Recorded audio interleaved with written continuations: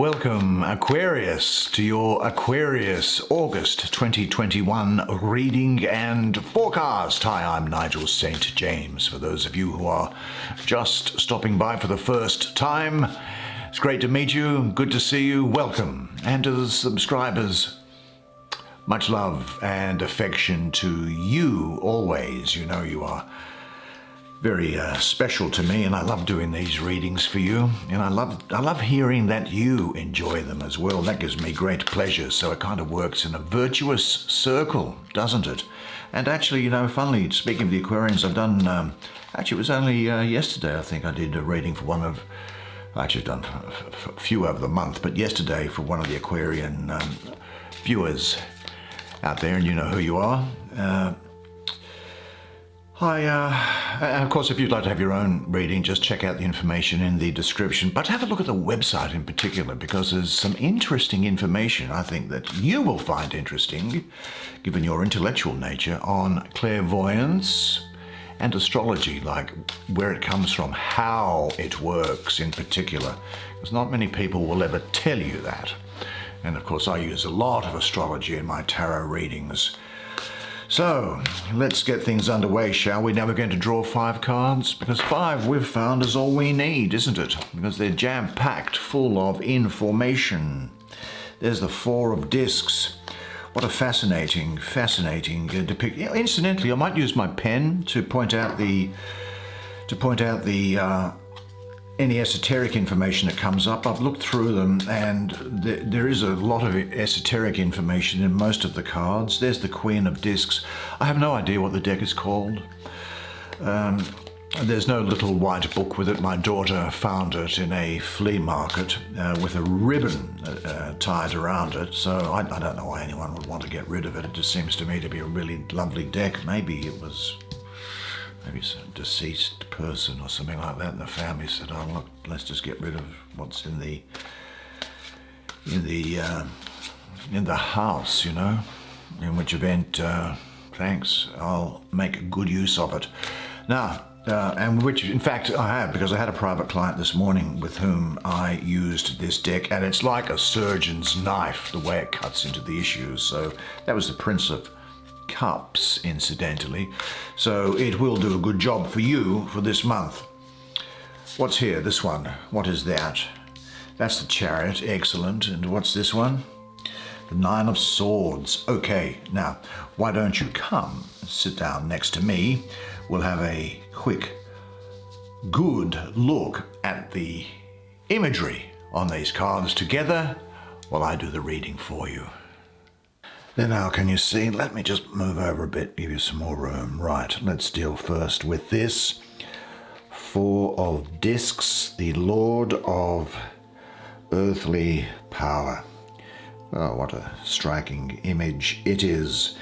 Is it not? Well, it is the Sun ruling the 3rd decan of Capricorn, the 13th to the 21st of January.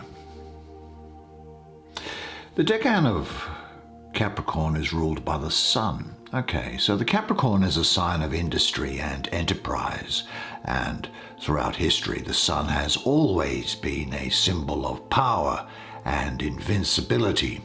4 coins are shown on this card. As in most cases, power derives from wealth, doesn't it? The uppermost coin here, that is engraved with the face of the Roman god Sol Invictus, meaning the unconquered sun. Now, Sol Invictus was the official sun god of the Roman Empire, favored by emperors throughout history, and the feast day or holiday in honor of Sol Invictus was December the 25th.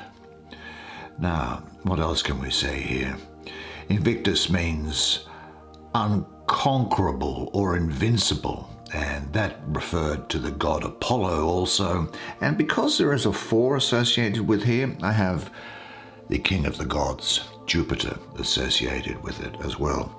Now, these other coins here, they look like they are depictions from other parts of the tarot of this deck. They don't strike me as being anything necessary there. This thing, though, is interesting, isn't it? That looks like the fabled Green Man, and he guards the gate of the great divide between the kingdoms of animals and plants, and the alluring world of materiality, and the Devil card. Capricorn, that's the devil. That's called the Lord of the Gates of Matter. As this guardian here, he holds the keys to the illusory paradise sought by so many, the power of wealth and treasure. Now, as there is something of value being guarded and perhaps hoarded, at the base of the card here is a gateway. And there are two pylons. It's difficult to see them with the colouring of them, but there's the top of one that looks like starry things on them, and there's the other one there. I got that. They look like the two pylons of a massive stone fortress. Now, the pylon in ancient Egypt was a physical manifestation of the Egyptian hieroglyphic for horizon, which depicted two hills between which the sun rose and set, and pylons were decorated with scenes emphasizing the king's or pharaoh's authority. Further on the Capricorn theme here, Capricorn is a feet on the ground, eye on the prize sign. So those with a sun in Capricorn, I think you'll know that they have generally a realistic, grounded approach to life, really no matter how compromising or challenging the rest of their birth chart happens to be. But what we're talking about here is things coming into being, you creating something here, the strong foundations of projects or building up of wealth being seeded. There's a stability. Now, there's possibly a tight rein on the budget going on here, because I think that you might be financially cautious, perhaps saving for the future and protecting yourself. There is a sense for me that this is a very material card. I think there is a requirement for you to become more established. Life is going to be orderly and secure, but there might be moments for you where it seems barren and there's some discontentment that you have. I think the color of this background, these coins here, suggests this. Orange is the color of the sun, and Sol Invictus being the solar sun, and the sun ruling the decan. It's as if you feel that you might find yourself in a desert where you become too constrained and emotionally not fulfilled, or where spirit is missing from your life. Now, this door here to a very substantial building, I think that this is talking about you going inside to find your inner voice, or it can be something materialistic which you want to show off to others. You might be being tested, I think, also not to give away your personal power, and you need to discriminate about where and to whom you say no. Sometimes you need to shut that door and stay within your inner sanctuary so you don't give too much of yourself away. Financial and material security is going to be important to you, and this is talking about solid foundations being set for that. I think you're going to gradually build up assets due to sound judgment and wise investment. You definitely are willing to work for what you want, and you'll have a confidence in applying yourself to the world. You will be a dependable person who acts with integrity, and there's the fulfillment of your personal dreams and goals coming about here. But say to yourself, if you want to receive, you need to give, and say, I offer my power in the service of love. Well, where shall we go to next, do you think? Well, I think we might have a look at this one, which is underneath it. The CHARIOT card. Let's see what it has to say for us. Oh, this is interesting, isn't it?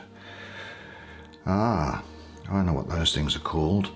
Well, here, the child of the power of the waters, the lord of the triumph of light.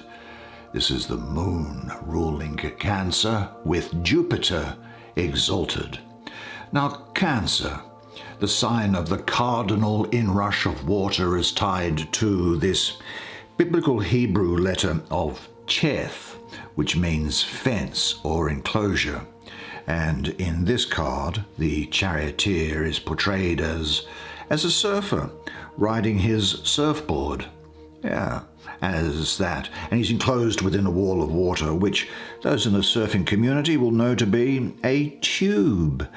And that's the great goal of surfers, is to actually get right inside the wave while still going forward and without getting crunched by the wave that's there. The great wave forms the starry canopy of the chariot, with the spray birthing new stars along the way. Now, the board of his chariot or his board is pulled by one black and one white hippocampus. Now, what is a hippocampus? Well, the first thing is that the plural of hippocampus is hippocampi or hippocampi. Now, interestingly, hippocampi are often paired with sea goats of Capricorn. The hippocampi are a combination of a land animal and a sea animal. And while they are horses above, below the water, they have the tail of a dolphin. In this way, land and sea, light and dark, they mingle and combine all the elements. Do you know there's a seahorse-shaped portion of the brain also named the hippocampus? You've probably heard of it. And there's actually one on either side of the brain, so they too are matched as a pair. And that part of the brain is said to regulate spatial navigation and memory. Now, you only ever generally see the top half of hippocampi creatures, the horses or whatever the animal is. The horses are animals symbolic of victory for you. White horses specifically represent heroic purity, while black horses represent power and mystery. Together they are the yin, the feminine, and yang, masculine, and a reconciliation of inner and outer balanced forces. Yet beneath the waters is the submerged half of their being, the dolphin portion. Now, in Greek mythology, dolphins have a special meaning, and they're mentioned as companions of many deities, the solar and masculine, and also the lunar and feminine. The Greek word for dolphin, interestingly enough, comes from the word for womb, appropriate for Cancer, don't you think, the maternal sign, and the charioteer, bearer of the grail, or fertile elixir, which is in this cup that's here. The tides go in and the tides go out as the moon ruling Cancer, and they are driven by the moon. Now, while the horses struggle, the charioteer goes with the flow with perfect balance, enthroned rather than conducting. He goes forward. He rides the momentum in complete absorption. He wears the golden armor of the crab of Cancer as he protects and conveys this grail. The grail is filled with a spiral galaxy of blood and gluten, the two-in-one conveyed. Now, I've got to say that what this does say for you is that this is a turning point for you when you start to have victory over adversity. You may, for example, have been something of a difficult period, and now this is a turning point when things are going to move forward. In particular, you are going to have the courage to act. It's all very well having the intention to act, but the good thing is that you will have the courage, the will to do so. Definitely, this is about success over previous negative patterns, and I think you'll be focusing on self-discipline here. Possibly also a period of rest and contemplation as you discover and consider where you are going to go moving forward.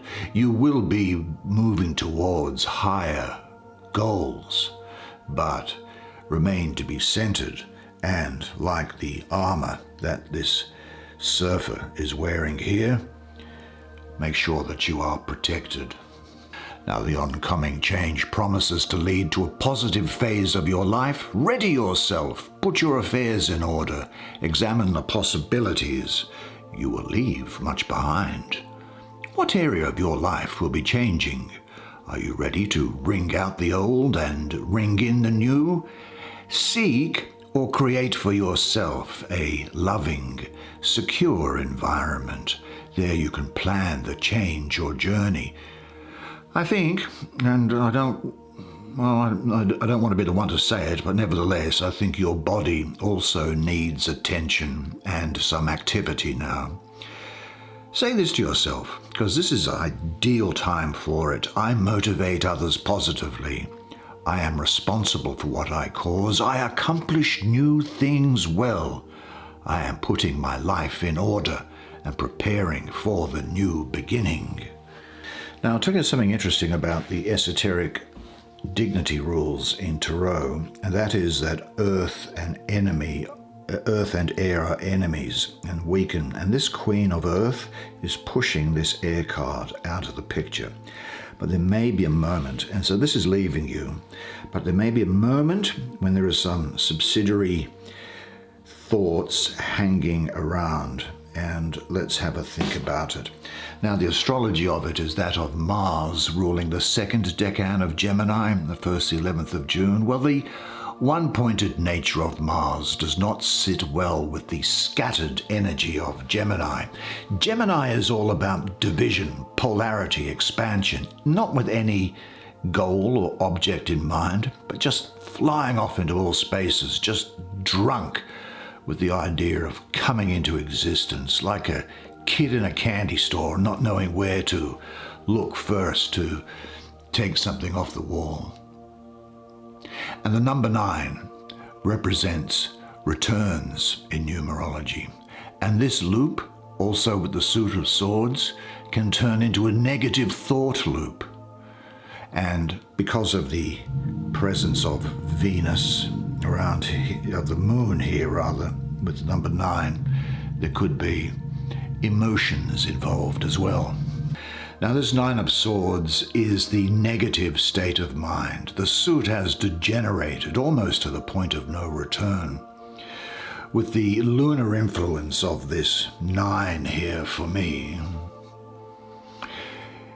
and the moon on the mind leads you almost to a pathological state where the unconscious mind takes over. It seems that negativity is inherent in the Suit of Swords anyway, but here it comes to fruition. And eventually, perhaps your mind comes to the conclusion that everything is pointless or worthless. Now, the central sword here has on it a winged lion, it's a sort of a hybrid. It's a creature of the eagle and the lion combined. Over the lion's wings, here's the lion's wingspan. Now you can see over the lion's wingspan there is the overarching dripping of poisoned blood. The blood of the sword is buried firmly in the skull of the boar, who screams in rage and pain. This is the anguish of the mind, the gaping mouth of madness and hunger, where words cruel and despairing often bring self-inflicted torture. Do you know, nobody is able to torture you better than yourself, because you know your Achilles heel. Where the saying the Achilles heel came from was that the mythical Achilles was, while a baby, held by his mother by the heel. They went to the underworld. The mother dipped the baby into the river Styx, which gave him the ability to ward off any arrows or spears or swords or something, and pulled him out. But there was only one space that remained dry, and that was the heel. And it was there that he was able to be conquered. Well, you know your Achilles heel better than anybody else. You can turn words in on yourself and harm yourself. often with regret of things that have happened in the past, things that you've done, or the way that you've managed things, or decisions that you've made that didn't turn out right. But look, this card has come up to remind you of this particularly, that despite what you may believe, you can disappoint yourself and other people and still be good enough. You can make mistakes and still be capable and talented. You can let people down and still be worthwhile and deserving of love. Everybody has disappointed someone they care about. Everybody messes up, lets people down, makes mistakes. Not because we are inadequate or fundamentally inept, but because we are imperfect and fundamentally human. Expecting anything different is just setting yourself up for failure, because nobody is perfect. Okay, now that having been said, let's have a look at this Queen of Discs. Well, the Queen of Discs, there's not really a heck of a lot going on in her imagery here. She has a goat's head as a symbol of herself, I suppose. The shield, or this circle that she's holding here, this has got symbols of alchemy, alchemical symbols on them. I won't go into the detail of those. There's the goat's head. Obviously, there's a lot of Capricorn around her. And I think you're also going to find Sagittarius being important to you during this period. Now, these mountains here, I think, on the other side of them lie a desert, and the Queen of Discs has made the long, hard way through the desert behind her and has arrived at a greener, more fertile land. And she rests, sitting on something here, I think, with roses beside her, enjoying this refreshing oasis and taking time to look back on her long and difficult path. Now, she is a woman who is ambitious, as you will be, affectionate and kind, charming, timid, practical, and quite domesticated. This is very good for people who are involved in home duties. Now, she is ambitious, but this is a time because she works with her intuition rather than her intellect. Now, I know you have a very fine intellect, but this is a time for you not to over-intellectualize things, but rather just move forward in a quiet, hard-working, practical, sensible way. Now, this woman here, I think, possesses the finest of the quieter qualities, and she can, in a reticent and unassuming fashion, be quite lusty and sexy. And it may well be that she finds herself getting involved in the drink from time to time. She represents prosperity and security. She can also represent someone who provides advice and guidance to other people. And I think that this is a time for you to create a nurturing time for yourself. I really do think that, you know. You will be practical, compassionate, nurturing, and you'll go with the flow during this period. You have passed through what I think is an arid stretch on your journey, and you've now arrived at more fruitful surroundings. Now you can rest and devote some attention to yourself and your physical needs. In what way have you neglected your body or your outer self? Do you indulge yourself? Look, I hate to say it, but she is saying you should devote more attention to your health and physical beauty. Now, I'm not saying that you don't already have physical beauty. I mean, my God, Aquarian women, I can't resist. But don't rest on your laurels and make sure that you just go from strength to strength and say to yourself, I give my body the gift of loving attention. It gives me the gift of life energy, joy in living, and health. Now it takes us finally, I think, to the center card, the Prince of Cups, who is, for me, the Prince of the Chariot of Waters. And what does he have to say as well? The Prince of the Chariot of Waters bears an eagle as his crest. As he is the result of the union of the king and queen, he is shown born in a chariot drawn by an eagle above a lake with rippling waters. Now, the eagle is the highest form of the sign of Scorpio, representing exaltation over matter. The eagle can see into the waters with miraculous clarity, and as the airy part of water, the Prince of Cups uses reason to plumb the depths of the soul and emotions. He is above all a philosopher with a clear vision, a bridge between intuition and reason. The currents and the fluidity are representative of the airy part of water, and the wave-like fluctuations of the serpent, the snake aspect of Scorpio, represent his transformative life energy. Now, court cards can be of either gender, and this represents someone who is very subtle. Maybe he has a secretly violent thoughts, quite crafty. Almost like an actor who on the surface appears calm, but it masks an intense passion. It's about craving, possibility. This might be someone that you know, and that person could well be Scorpio, or it could be a Libra, is what I'm getting here. The central task of this guy is to master dealing with emotional needs. Air, in the context of water, symbolizes strong passions, as does the astrological sign of Scorpio. Now, this can be seen as an allusion to the possibility of transformation. I will say this, though. Air and water, well, they're neutral and they strengthen each other in the elemental dignitary rules. But with him, the element, combined with this feeling of Scorpio that I'm getting, makes him a very intense character. As fast as the river flows, so does he, trying to get the most out of life as is possible. And he cares intensely for power, for information, and his own aims. He looks after himself, and other people come second. He's perfectly ruthless in the ordinary sense of the word, and has no conscience in the ordinary sense of the word. And he feels responsibility for his own aims. Could make a very good counselor because he's usually done everything, but at worst, he is someone who is cruel, selfish, and reckless.